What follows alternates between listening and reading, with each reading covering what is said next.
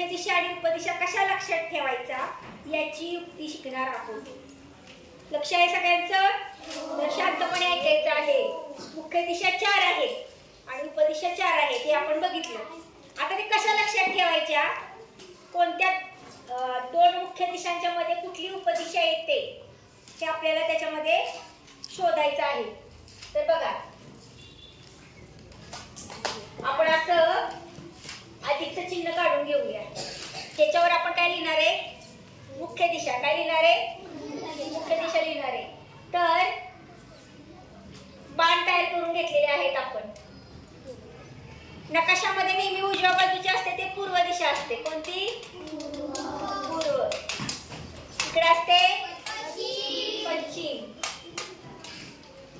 वरती असते उत्तर आणि खाली असते दक्षिण.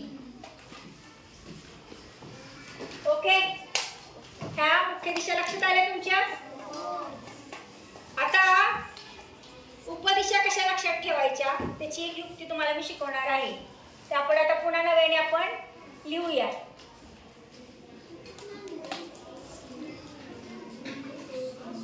बघा,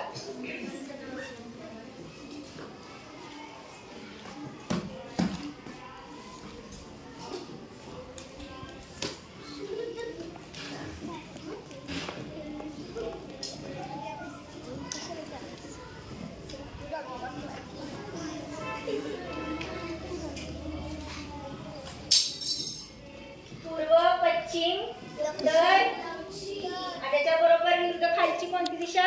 दक्षिण.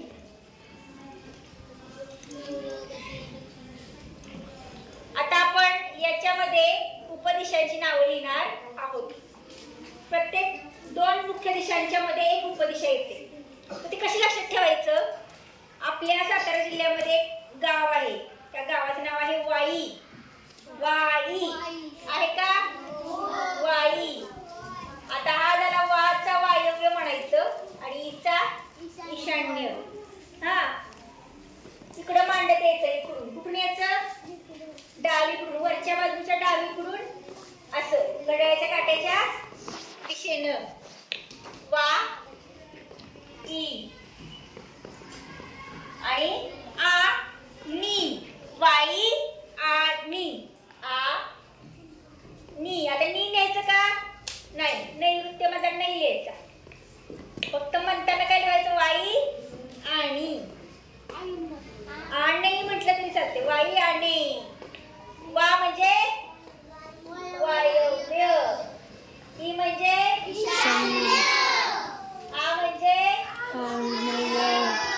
आग्नेय. नै म्हणजे नैऋत्य.